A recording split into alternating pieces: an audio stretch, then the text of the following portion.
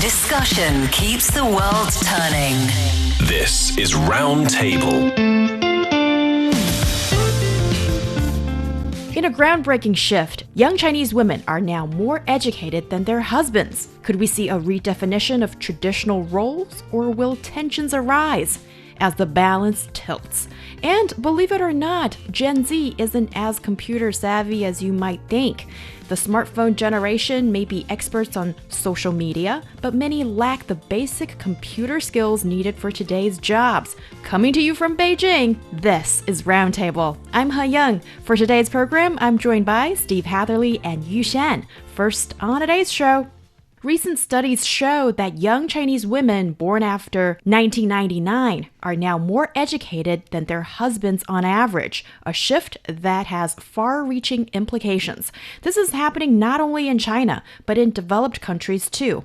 What does this mean for relationships, household decisions, and gender roles moving forward? So tell us, what has changed, Yushan? Here in China, the new study was published earlier this year in a paper by Cheng Shisong. So he is the director of East China Normal University's Population Research Institute, which kind of stirred up heated discussion online lately after Chinese media outlet The Paper reported its findings online. So basically, Cheng's project analyzed data collected from over 12,000 married couples born between 1950 and 1994, taken from the China Family Panel Studies that's conducted by Peking University. And what does the data shows? It revealed that the proportion of women marrying men with a lower educational background has steadily risen in recent decades, while the proportion of those marrying men with higher education levels has been falling. And among the senior group born between 1950 and 1954, only less than 7% of women married down in educational terms. But among the younger group born between 1990 and 1994, more than a quarter did so. Which just implicates that young people nowadays, especially young women, they don't really care too much about the educational background of their spouse upon marriage, let's that's say. your conclusion. Yeah, that's your opinion. I don't know if we can paint an entire female population having that opinion as well. But, the statistics do paint a certain picture as well. A little bit more about the statistics. Among those between 1950 and 1954, 26.9% of husbands married down in education terms. I don't like that term, by the way. Married down, it's so condescending, I feel like, but the only implication here is that someone has more educational qualifications than the other person. Anyway, 66.2% of married to wives of the same education level during that period, 1950 to 1954. But yeah, from 1990 to 1994, the figure dropped to 21.6% and 52.6% respectively.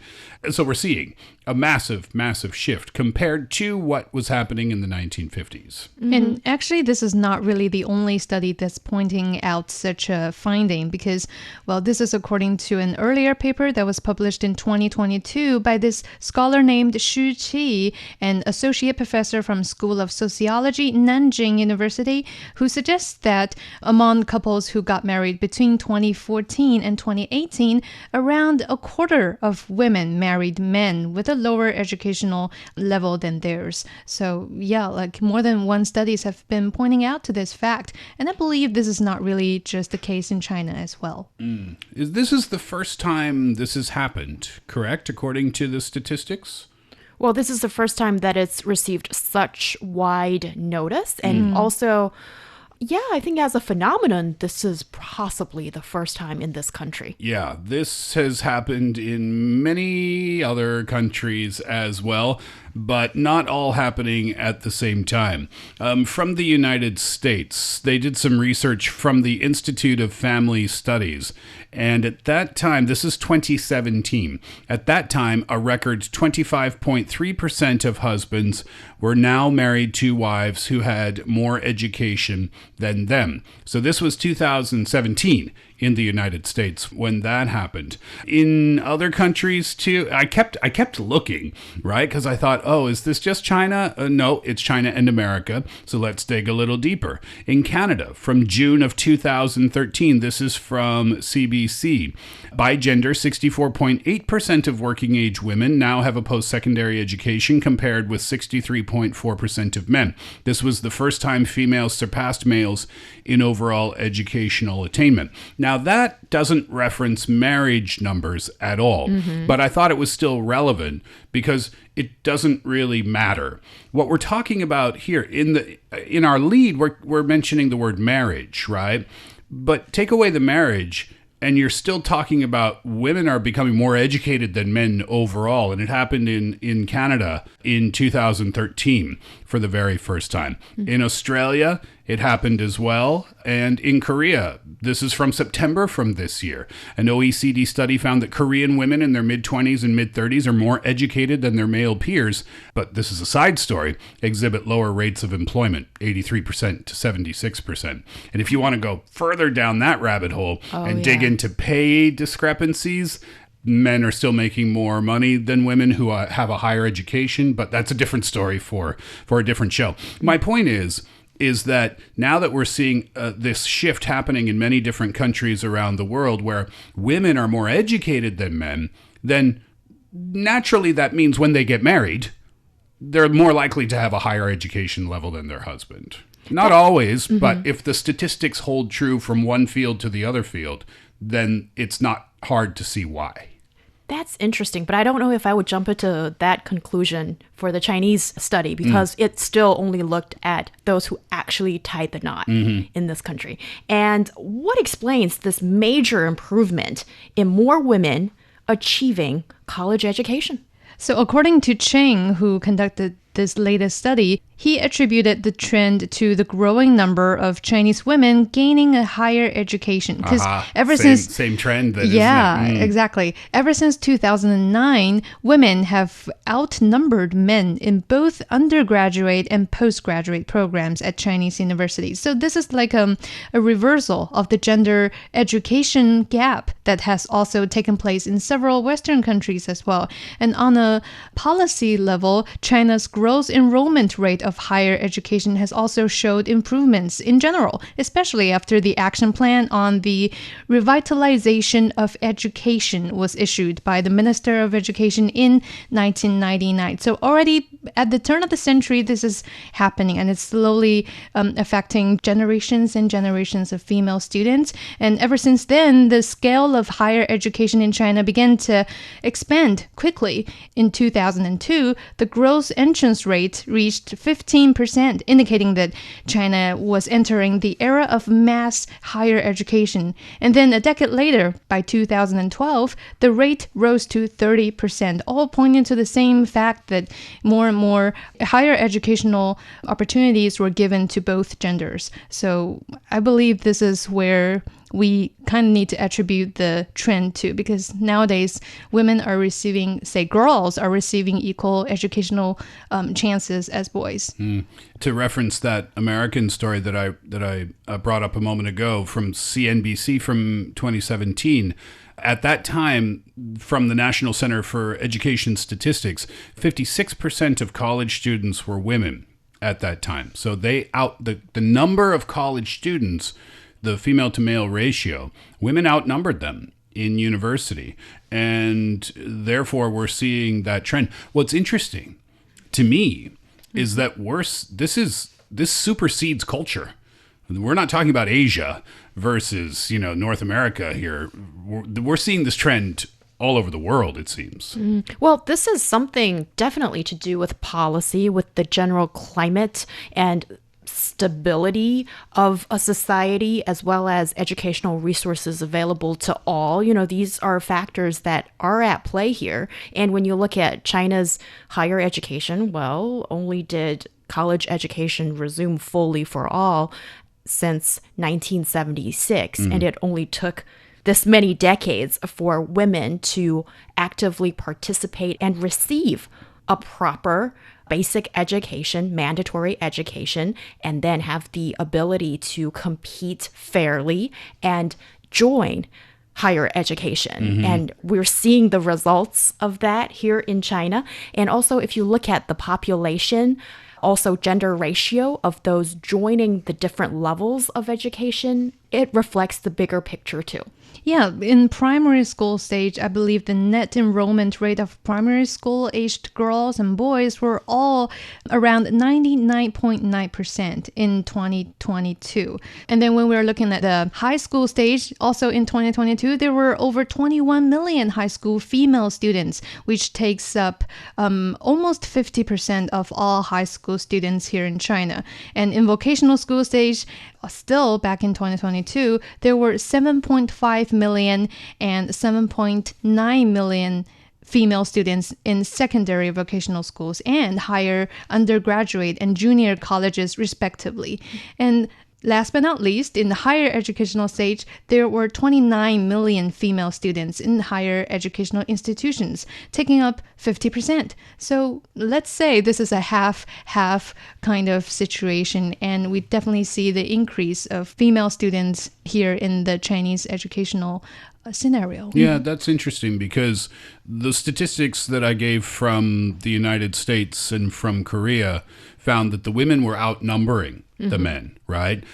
Those statistics that you just shared, Yushan, you could have easily said the number of men in those classrooms is roughly 50%, meaning no one outnumbers the other. So back to your point, Heyang, you were right when you said, well, maybe in other countries, those statistics might add up when you look at the number of female students in classrooms versus males and then transfer those over to marriages. But if we talk about the Chinese classrooms, those aren't the same numbers. It's basically 50-50, but yet now women are, again, I don't love this term, but marrying down, statistically speaking. See what I mean? The numbers don't add up here, so there's something more behind it. I think so too. Also, to circle back to a point you made just now, Steve, what do you think is contributing to, in all those various countries, that women tend to do better in school? I don't know about population numbers, and I don't know about school performance either. So I'm not sure if it's fair to say that they outperform their male counterparts in the classroom. But if we do look at the number of people who are graduating with certain types of degrees, for example, in Australia, 61% of Australian bachelor degree graduates each year are now women. 55% of new PhD and master's degree holders are women. So there, statistically, they are outnumbering the men. It doesn't necessarily mean that they're outperforming them, test taking and things like that, but they're certainly outnumbering them in terms of their degrees. So what's the reason? You made the point earlier, Heyang, about how a long time ago, women started to pursue their education perhaps more so than they did before. It became more important to them. Again, I'm speculating here, but now we've talked about changing trends in society where perhaps people are focusing more on their careers. Women are focusing more on their careers and their education now, maybe than they were before, where priority number one may have been getting married or starting a family or something like that. Maybe it's due to a priority shift in cultures. Different cultures around the world where that's become less of a priority and it's been replaced by education. Yeah, I totally agree with you on that, Steve. What I noticed is that more and more families nowadays are willing to invest in their children's education, even at a very early stage. So from the cultivation point of view of the parents, they already have this idea that education is an important way to change the children's destiny, and that both for the boys and for the girls, they should be provided with equal attention and support. So at that level, I do see the changing of perspectives as time goes by. This might be a side point talking about unintended consequences. The only child policy might have benefited the girls born in especially cities or counties where there is educational resources available for girls. And given when you only have one child in the family, for a lot of parents, especially in East Asia, where parents do prioritize kids' education, then it's almost like a no-brainer. They shower resources of the family on the kid, on the girl, So, or regardless of the gender, so that she or he will do well academically. And in our traditional Confucius-influenced culture, better education usually makes you think that, oh, better future in terms of pay, in terms of your existence and presence in society as such. And also, I wonder, maybe girls doing well in school might be explained even earlier on in standardized education. For little girls, they often develop language and reading skills earlier, which can give them an advantage in school settings focused on literacy and communication. Also, schools generally reward orderly, organized behaviors that align more closely with girls' socialization. And just the setup of schools, standardized education, in a way might benefit girls a little bit more than boys. That's research going on around the world. Just to reference the numbers that you presented earlier in different countries, it seems to speak to a similar story. And guys, why does this matter? Why do you think this is getting the researchers' attention, that, oh, women's higher education attainment rates has something to do with further implications in marriage and other aspects in society? I think ultimately this is a changing of social structure in a way, because now that we're talking about females marrying down, quote unquote, marrying down on their spouses, with the female part having a higher educational level, that kind of impacts the family planning decisions in a way, because in this way, the way I see it is that women now could have a bigger say or a bigger right of speech in deciding on the family that she wants to build for herself or for her individual family. Say how many kids you want, what kind of family that you want to build with your spouse. So unlike previously when female are so relying on their male counterparts, nowadays it's a shared responsibility, it's a shared task and shared decision-making process as well. I think we're making some assumptions with this topic as well. You know, women are marrying down. Okay, are they marrying, we'd have to look at marriage statistics, ages.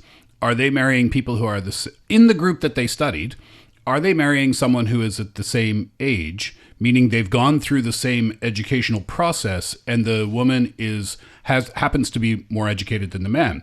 Or is the woman marrying a man that's perhaps younger than her, who hasn't finished his education just yet? I'm only playing devil's advocate here. I'm saying that there are different ways to look at this. One of the things that I thought was interesting, data shows kind of a shift. Maybe it's a shift, maybe it's not, on how men see their potential partners. They say that male respondents in a survey that was conducted, they have a higher acceptance of having partners older than them. Really? Yeah, this is a high number. 69.8% of male respondents said, yep, no problem. Having a partner older than I am is not an issue for me. They think age differences don't really affect marriage and love. But only 54.1% of female respondents said, okay, if the man is younger than me, that's okay for me. 31%, a little over 31% said that the age gap will affect communication and interaction, whereas only 6.4% of men said the same thing. And this is from China. To me, 54% of female respondents accept younger partners. Hello, that is a huge percentage. Yeah. Because traditionally, women didn't want to marry guys who are younger than them, I would think. As a relatively younger Chinese woman, I don't belong to that 54%. But can I also just make a point? It doesn't say how much older. Right. Right? These days, if you think, men or women a couple of years younger or older, that's nothing, right? Which again this seems to supersede culture. The last time I looked at marriage statistics from Canada, the average age of marriage, I think it was around, 30 for men, 28 for women, 31 for men, 29 for women, something like that. But inside those numbers, you can see the man is older than the woman. And that's kind of typical of how it goes around the world. I don't know why. That's a whole other, pot of beans to dig into. But with this topic and with these statistics, there's just so much to unpack here. And yeah, it's not just on the age differentiation, but also on the family division of labor as well. Because according to the same source Steve just quoted on, about 51% of male respondents can accept the new type of family division of labor, which means that men lead inside while women lead outside, which is like controversial to the stereotypical view of the guys should be working out while the girls stay inside to manage family affairs. That feels so archaic now, doesn't it? Yeah. But also, as somebody who actually dates in China, really, I wonder if those guys have a different interpretation of what men leads inside or outside means. Because, what did you say? Over half of those respondents, it sounds like a super progressive bunch. Yeah. But in real life, I do question, do that many men, are they willing to accept that? Yeah, again, what does this mean? Men lead inside, women lead outside. Yeah. Is it like, are you a house husband? Or is it like you do housework just as your wife would do? You contribute just as much. Or does it mean that your wife makes more than you do, financially speaking? Can I ask you a question? Of course. If you don't mind. My sister used to be a hotel executive. And I remember her complaining to me when she was in her dating days. She's married with children now. But she said she found it hard to date because men, and this is in Canada, men were often threatened by her position and her success. She said they wouldn't outrightly say it, but she could feel it. And she had a very hard time having a successful relationship because career-wise, she was an executive for a big hotel chain, and many men found that threatening. I wonder, you just mentioned as someone who's dating in Beijing, do you feel that sometimes as a successful career woman? Wow. First of all, that's like showering accolades at me. I am not a huge executive of a big chain company. You're a very successful career woman, though.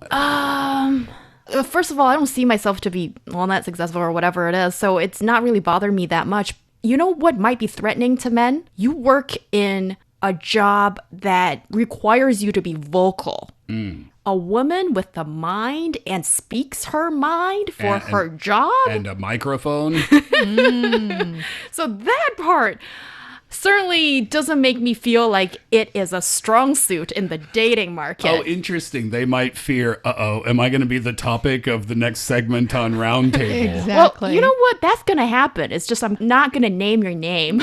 And traditionally, women have been more likely to, I'll reference this, none of us seem to like, marry up in terms of social status, education, or income, a phenomenon known as hypergamy. And this trend is often rooted in historical social structures where men were seen as the primary breadwinners and women sought financial security or upward mobility through marriage. But on the other hand, men have traditionally been more likely to, quote unquote, marry down, and that's called hypogamy, or marry within their social strata. And these patterns are changing today, as we've demonstrated on today's show, with increasing numbers of women outpacing men in education, creating shifts in marriage dynamics. However, economic disparities, such as the gender pay gap, still influence these trends. And the latest figures we found is that the gender pay gap is close to 13%